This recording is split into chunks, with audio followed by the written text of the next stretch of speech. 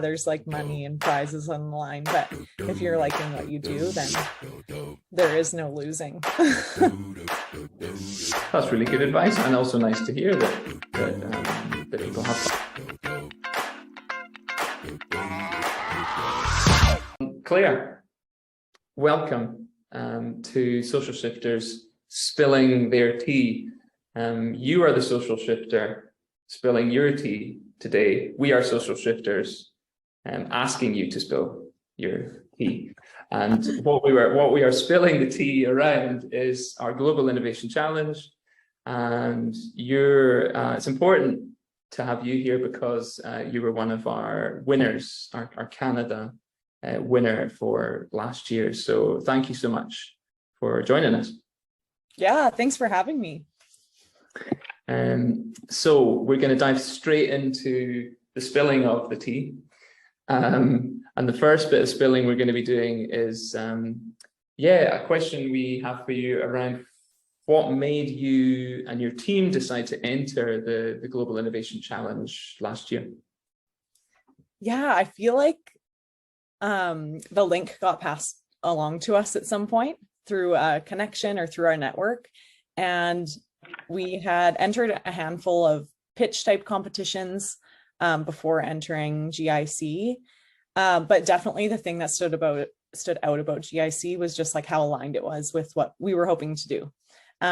So Katie is my co-founder, and her and I both sat down and looked at like the criteria and what Social Shifters was about and what this competition was about. And we were like, this is us. This just aligns perfectly with what we're wanting to do in terms of like creating an impact and being part of our community. It's just a total alignment of values, and it was a no-brainer to enter. Cool. That's really nice to hear. And Friendly Composting, I'd have to say, when we saw it, we loved it straight away. We were really glad to see it in amongst the finals, and delighted that you guys came out on top of your category. In a nutshell, can you tell us what was the idea? What is the idea with Friendly Composting? Yeah, so Friendly Composting is based in Kamloops, BC, and there is no municipal or government-run composting program here. So Katie and I founded Friendly Composting, and we service the Kamloops area and a bit beyond to pick up compostable food scraps and make sure that they're getting processed properly, turned back into soil. We recently just discontinued it, but we did have a local product delivery service as well. So while we were picking up people's compost, either from their homes or their business or their apartment, we were able to drop off a local order to them as well, and had an online shop, kind of like an online farmers market. So we had the full circle economy going there for a while, and now we're narrowing in our focus more on the composting side of things. Amazing. And what was it that made you so passionate about this? Like, obviously you saw a service that wasn't provided that really should have been, but what took you beyond that to actually starting something and taking your idea from just that initial stage to making it happen? Yeah, so Katie and I were actually living in an apartment at the time, and we were just wanting to live more sustainably. We thought it was important. It was something that we, on a personal level, were just passionate. And so that's actually what kind of sparked our idea. We started collecting our food scraps ourselves. And we didn't have a backyard or anything to compost them in. So we were going to try to find somewhere to drive them. Long story short, there was nowhere in town.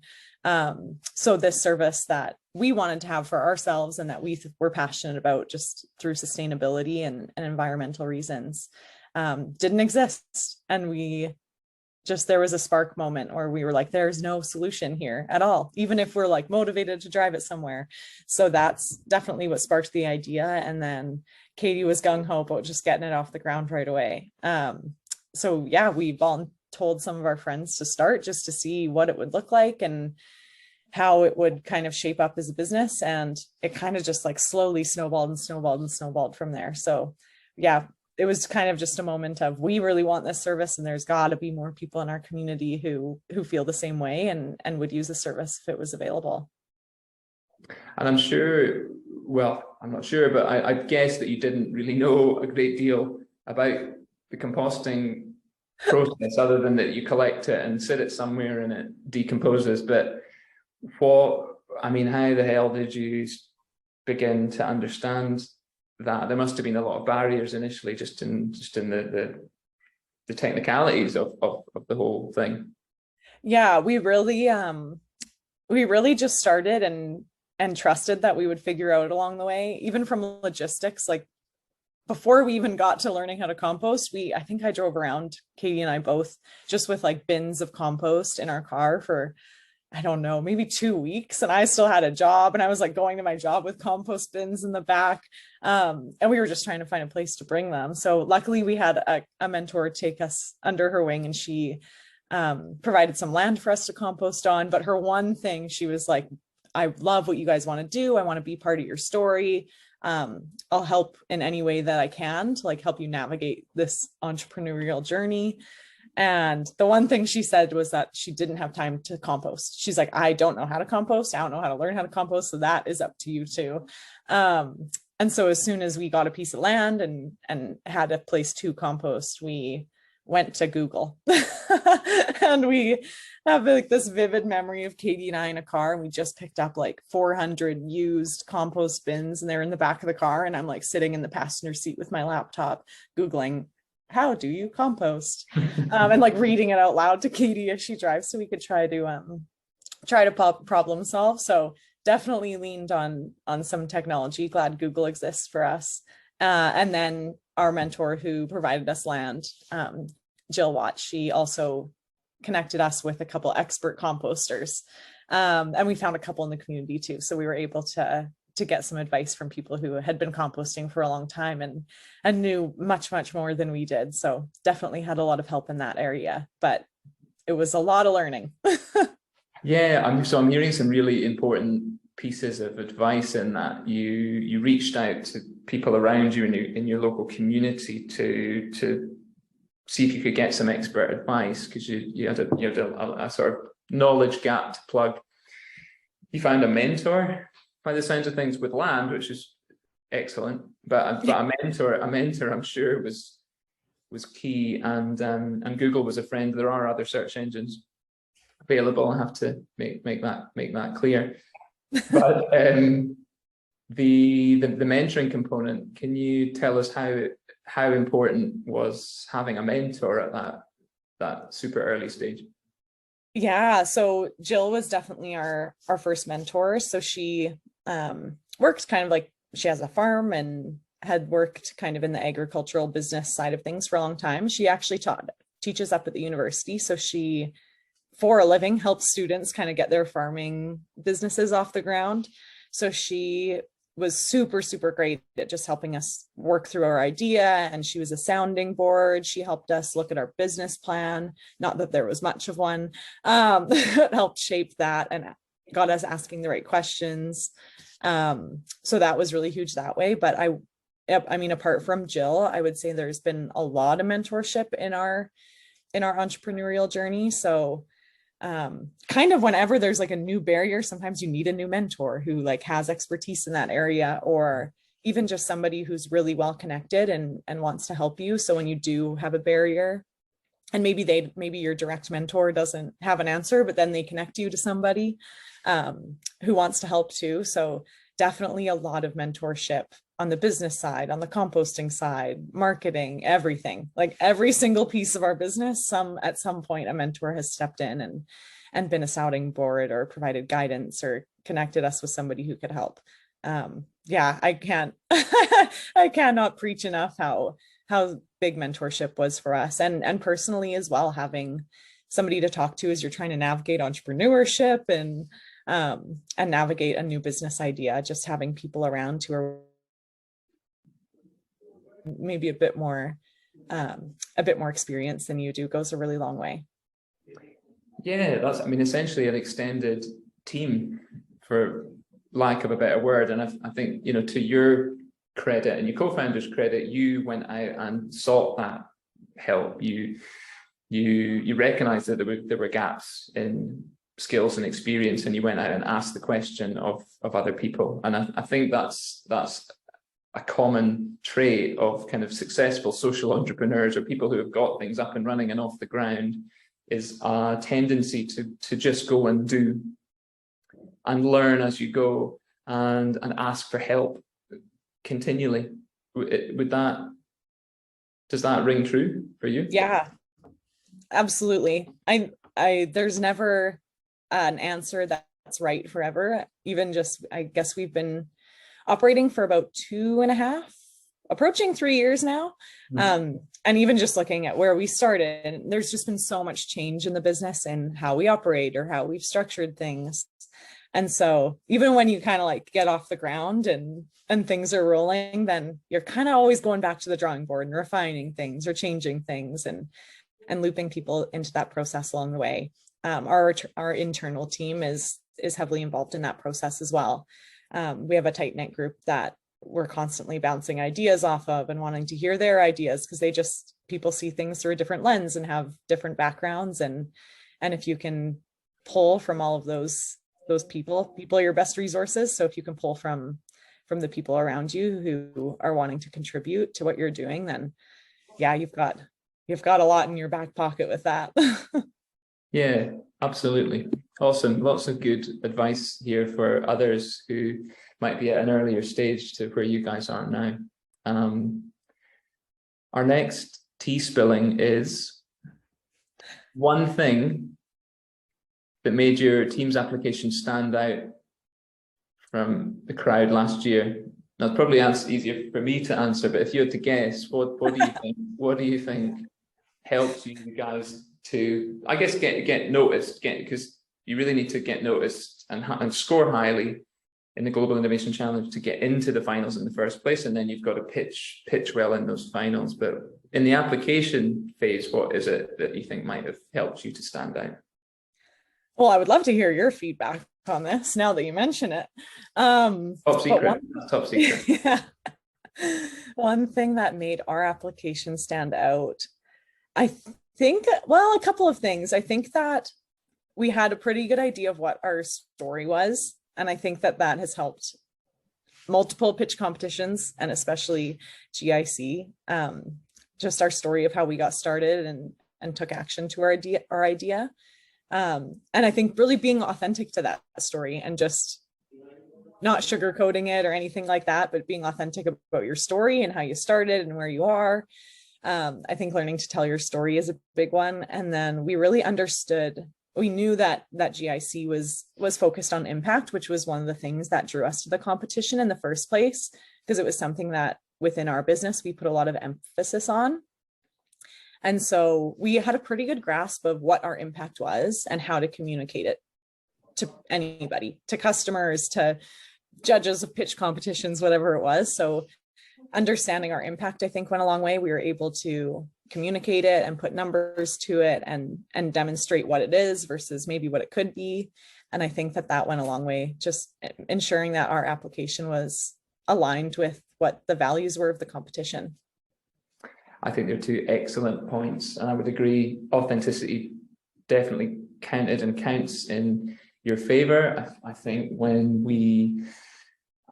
you, particularly when you get to pitch stage, it's easy to write a strong application that sounds very impressive, but when you get through to pitch stage, if there's not that authenticity in what you're delivering, if you're trying to sound further on and maybe bigger than what you actually are, and the tendency, I think, in a pitch is to do that. That's just a natural thing that we would all try and do, to look and sound more impressive and bigger, perhaps, or further on than you actually are. Authenticity is the way to go. And we set up the GIC to help early stage ideas. So we're expecting people to be at an early stage. We're expecting them to have lots of unanswered questions, but we are expecting people to have thought carefully about the problem and about how they will impact that problem. And yeah, you guys had certainly done your homework there. Yeah, thank you. Yeah, lots of learning. Pitching is nerve-wracking, and Katie did the pitch for GIC, so I'm sure she could speak to it better. And I talked to her. I unfortunately I wasn't able to watch. I think I saw a recording after and spoke to her after about it. And she was like, it was just all of a sudden it was over, and it was 10 minutes or however long the time limit was. Not And it was even, over. I think it's 3 or 4. It's very short. Oh gosh, it is short. Yeah. She said it was just an absolute whirlwind, and all of a sudden it's over. And she's like, well, I don't know. I hope it went well. And I was like, I think that maybe if it flew by, that might be a good thing, because you were just like speaking true and time was flying by, and I don't know. What made you both decide that she pitched and not you in that particular session? Was that a strategic decision you made, or was that just because she was available on the day? That's a funny question. Because I was a student at the time, or I am a student now, but there was a handful of student pitch competitions that we were able to enter because I was a student, and because I was the student, I therefore had to pitch. And so Katie hadn't pitched much. I had been doing most of it through the competitions that we had done. And Katie definitely, and I hope she's okay with me saying this, can get a little bit nervous about public speaking, even though she has no reason to, because she absolutely crushes it, obviously. But I was actually out of service that day, so I was not available to watch or participate. I was off the grid. And so Katie stepped in, and obviously it worked out incredibly well. I was like, I wish you could be doing more of our pitches, because she did so well in it. And I think it was a good thing. I don't think I did too well on my last pitch. Okay. So it was probably great that she stepped in, but both of us are quite well-rounded people when it comes to speaking, and we were both just like so immersed in our business idea. Like, it wasn't like one of us had the upper hand for speaking or anything like that. I think that we both were equally like passionate about our idea, and I think that at the end of the day, as long as you know your business and you're passionate about it, that's going to come through when you're speaking. Yeah, I think that those two right there, I always remind myself when I'm pitching, like when you go up to pitch, you know your business better than anybody who's watching.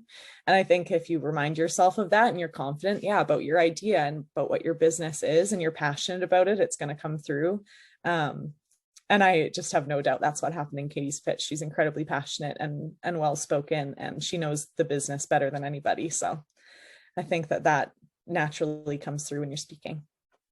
Yeah, I'd say the same applies to you, Claire. Thank you.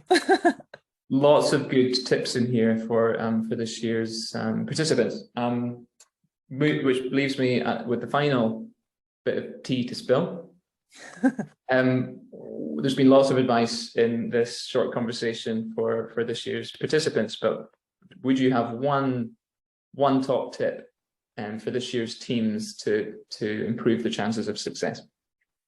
Ooh, I think in the application and the pitching stage, I would say to have fun with it. I feel like when Katie and I were preparing for it and did it, that it's fun. It's nerve-wracking and a little bit scary, but if that can easily be labeled as excitement. And I think that if you're having fun in your application, it kind of goes hand in hand with the passion thing. You're having fun and it's going to show. And it's a bit of a blip in time, and there's like money and prizes on the line, but if you're liking what you do, then there is no losing. That's really good advice, and also nice to hear that people have fun. It's probably our funnest time as well, is when we get to the review stage, and certainly the pitch stage, but just to look at the applications and ideas is a hell of a lot of fun for us. So and lots of learning. I mean, going through the application and the pitch thing, you're just constantly learning, and whether that's learning how to communicate your business, or maybe somebody sees your pitch. Like, one of the biggest things for us was people would see our pitch and then reach out to us after the competition, which just like expanded our network and maybe got us a mentor and all that kind of stuff that I spoke to before. So there's so much value in doing competitions like GIC apart from winning them.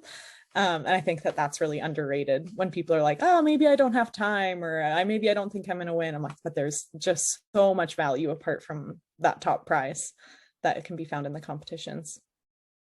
Well, that's a really good way to finish today. So I'm gonna leave it there. Claire from Friendly Composting, thanks for joining us and for spilling your tea. I don't think I'm saying that right, but you know, we'll go with it. If people want to find out any more about Friendly Composting and what you guys are doing now, where would they go? Yeah, you can find us our website, www.friendlycomposting.ca. And we're also on Instagram as friendlycomposting.ca and on Facebook as well. Awesome. Thank you for joining us, Claire.